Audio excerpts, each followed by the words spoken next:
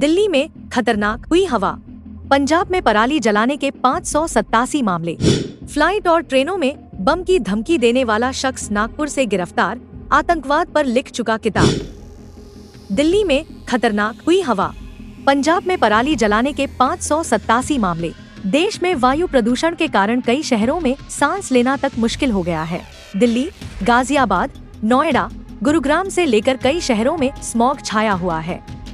सबसे खराब हालत अमृतसर की है। शनिवार सुबह दिल्ली एनसीआर में स्मॉग की एक परत छा गई, जिससे एयर क्वालिटी इंडेक्स AQI में खराब स्तर दर्ज किया गया।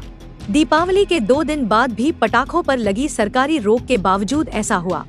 केंद्रीय प्रदूषण नियंत्रण बोर्ड CPCB के अनुसार शनिवार सुबह 7:30 बजे दिल्ली का औसत AQI 294 था, जिसमें 18 इलाकों में AQI 300 से ऊपर था, जो बहुत खराब श्रेणी में आता है। दिल्ली के पड़ोसी शहरों में हरियाणा के फरीदाबाद में AQI 165 था, जो मध्यम श्रेणी में आता है, जबकि गुरुग्राम में AQI 219 था, जो खराब श्रेणी में गिना गया।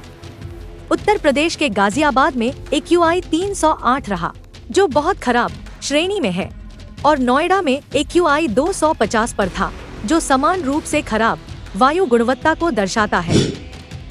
फ्लाइट और ट्रेनों में बम की धमकी देने वाला शख्स नागपुर से गिरफ्तार, आतंकवाद पर लिख चुका किताब। देश में 14 से 29 अक्टूबर के बीच कुल 16 दिनों के अंदर अलग अलग एयरलाइंस की 500 से ज्यादा फ्लाइट्स को बम से उड़ाने की धमकी मिली चुकी है। जांच में ये सभी धमकियां फर्जी निकली है। अब नागपुर से एक संदिग्ध को गिरफ्तार किया गया है। फ्लाइट्स और ट्रेनों को बम से उड़ाने की धमकी लगातार बढ़ती जा रही है। इस बीच महाराष्ट्र के नागपुर में पुलिस ने एक संदिग्ध को गिरफ्तार किया है। 35 वर्षीय जगदीश उइके खुद को लेखक बताता है। वह आतंकवाद के बारे में लिखता है। उइके को इससे पहले 2021 में एक मामले में गिरफ्तार किया गया था। नागपुर शहर पुलिस की स्पेशल ब्रांच के मुताबिक जांच में उसके पास कई धमकी भरे ईमेल मिलने के बाद उसे गिरफ्तार किया गया। पुलिस उससे पूछताछ कर रही है। आखिरी बार जब नागपुर पुलिस ने उससे संपर्क किया था, तब जगदीश ने दावा किया था कि उसका काम कानून की सहायता करना है।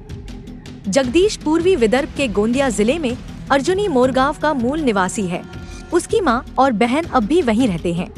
पिछले कुछ समय से जगदीश दिल्ली में था और पुलिस का दावा है कि वहीं से उसने कई विमान कंपनियों और रेलवे स्टेशनों को धमकी भरे मेल भेजे थे।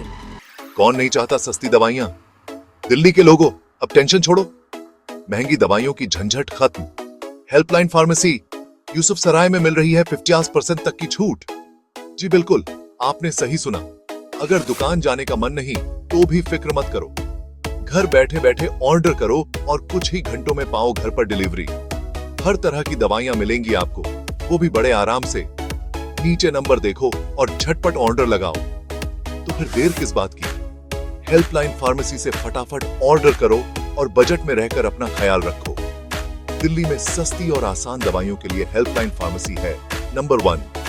आज ही मंगा लो।